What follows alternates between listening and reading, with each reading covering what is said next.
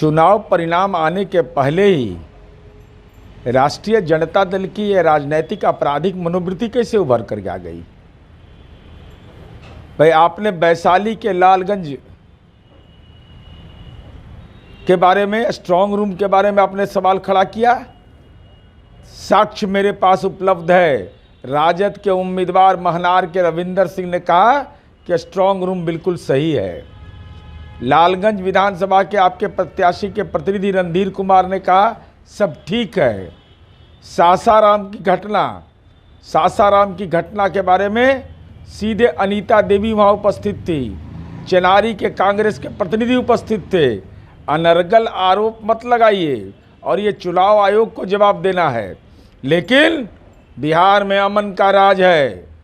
कोई अगर गुंडागर्दी करेगा, कोई सामाजिक तनाव पैदा करेगा, समाज में सद्भाव बिगाड़ेगा, तो खिसियानी बिल्ली खंबा नोचे। अरे दागी नेतृत्व रहेगा तो बिहार की जनता अपने चेहरे पर राजनीति का दाग नहीं लेना चाहती है। इसलिए, और दावा क्या कर रहे हैं, बांग्लादेश बना देंगे, अरे नेपाल बना देंगे। अरे लोकतंत्र की जननी है।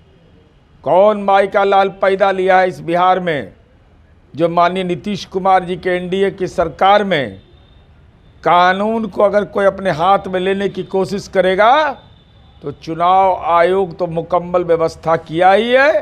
ऐसे बयान राजनीति के केवल छुरछुरी पटाखा है, इसके अलावा कोई औचित्य नहीं। स्ट्रांग रूम कई जगह पे विवादों की घेरे में रहा। ऐसे में नीरज कुमार के मुख्य प्रवक्ता है, वो कह रहे हैं कि राजनीतिक माहौल खराब करने का प्रयास किया जा रहा है राजद और मायावती।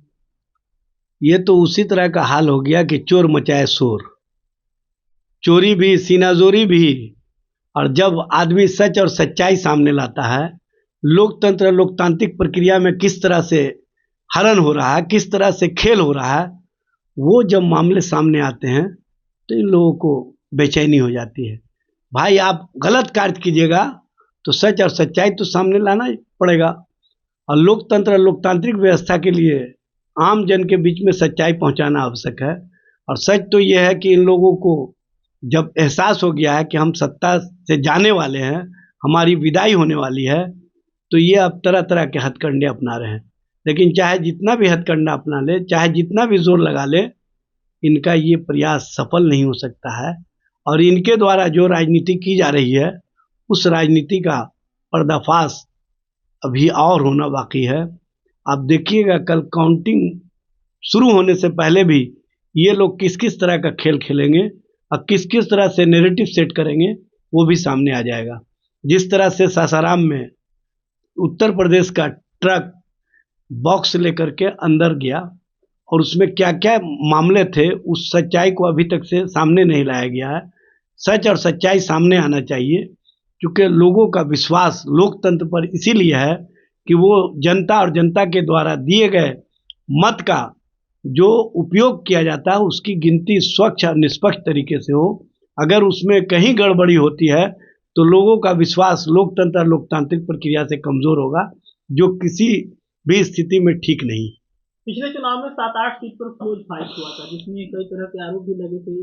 कहा गया था कि सत्ता का जो है वो गलत। देखिए, इस बार तो बिहार की जनता ने साफ मैंडेट दिया है, और ये लोग जितना भी बेईमानी करने का प्रयास करें, जितना भी चोरी का प्रयास करें, जितना भी हेरा फेरी का प्रयास करें, इनका प्रयास इस बार फलीभूत नहीं हो पाएगा।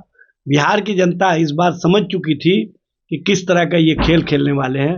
20 साल तक जो सत्ता के लिए, स्वार्थ के लिए किसी हद तक जा सकता हो, वो कुछ भी कर सकता है। लोकतंत्र लोकतांत्रिक प्रक्रिया को हम बिहार की जनता कभी भी कमज़ोर नहीं होने देंगे, और जो कमज़ोर करने का प्रयास करेगा उसको हम लोग जनता के माध्यम से मुंह तोड़ जवाब देंगे। आखिरी सवाल, कितना अलग होगा एग्जैक्ट पोल एग्जिट पोल? देखिए, एग्जैक्ट पोल में वास्तविक रूप में तेजस्वी जी बिहार के मुख्यमंत्री बनने जा रहे हैं। 18 नवंबर को वो नौकरी वाली सरकार और कलम वाली राज स्थापित करेंगे।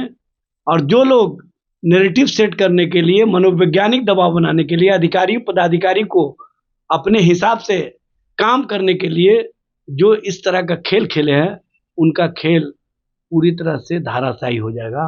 और बिहार की जनता कल वास्तविक परिणाम में जो तेजस्वी जी के प्रति विश्वास और समर्थन मतदान के दौरान दिया है वो मतगणना के बाद दिखेगा।